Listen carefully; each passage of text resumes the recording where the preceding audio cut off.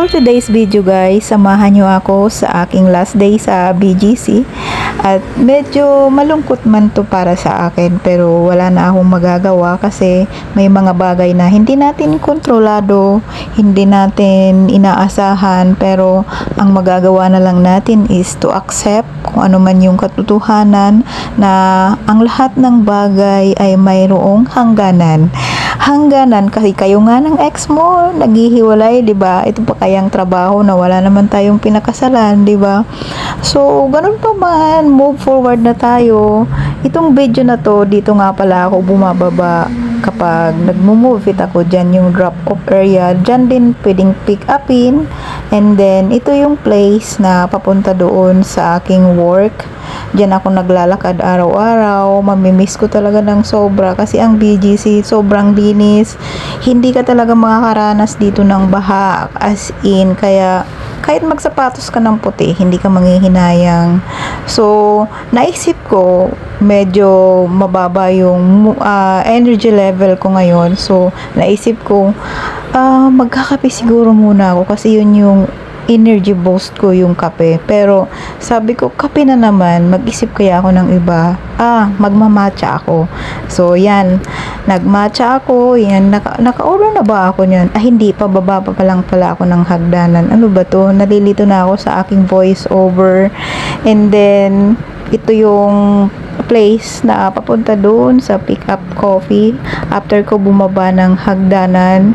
Sobrang napaka-convenient lang talagang yung place na pinagtatrabahuan ko kasi pag gusto kong mag-kape, hindi ko na kailangan umorder sa like Food Panda, Grab kasi pagbaba ko lang, tatawid lang ako ng kalsada, mararating ko na yung pick up coffee. Ito, nandito na nga ako sa loob.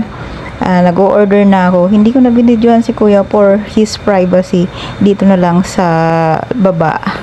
And then, sabi ko nga, kuya, pwede bang GCash payment kasi wala akong cash. Pumayag naman siya kasi lagi namang mayroong GCash payment si Pick Up Coffee. And then, ito na nga, success! Naka-order na tayo.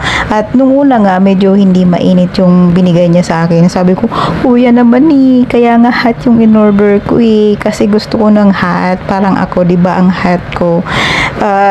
Kidding aside, dito, nagmuni-muni muna ako bago kukunin yung mga gamit ko doon sa aking trabaho. Kasi gusto ko walang masyadong tao pag kukunin ko sa locker area yung aking mga gamit. Nagmuni-muni na ako, then finil ko yung hangin kasi sobrang lakas. And then imot-imot na din para may pang reels, 'di ba? So ayan, ang laki pa talaga ng legs ko kahit anong workout ko. Ang hirap talaga mag-lose ng weight kaysa sa yung mag-gain sobrang bilis lang pag naglo-lose kayo. It takes time talaga, workout, discipline, ayan. Feel na feel mo girl yung kanta, may pagganyan ka pa ng ulo mo, diba? Ito yung time na nalulungkot ako. At the same time, iniisip ko siguro may ibang plano talaga si Lord para sa akin na hindi ko na alam. Basta ang nasa isip kong may ibang plano si Lord kaya ito nangyari. So, instead na magmukmuk ako, move forward na lang talaga. Wala naman talaga tayong choice. Ganun talaga sa trabaho. Minsan, nagpapalit ka ng detachment, magpapalit ka ng mga bagong katrabaho, new environment, ganun. So, andyan, pa-video-video muna ako kasi ang tagal naman ng 12, sabi ko. Mga 15 minutes pa siguro yan dyan. So, move forward, nakuha ko ng aking gamit. At ito, nag-book ako pa uwi kasi hindi ko kayang bit-bitin from BGC to market ang aking mga gamit. Kasi medyo may kabigatan at gusto ko rin makauwi ng maaga kasi medyo paulan na nga. At ayaw kong mabasa ng ulan. Yun lang muna. Salamat sa pakikinig at please like, share, and comment, and then follow mo na rin ako para dumami ng aking followers, guys. Parang awa nyo na. Suportahan nyo naman ang aking pagbablog.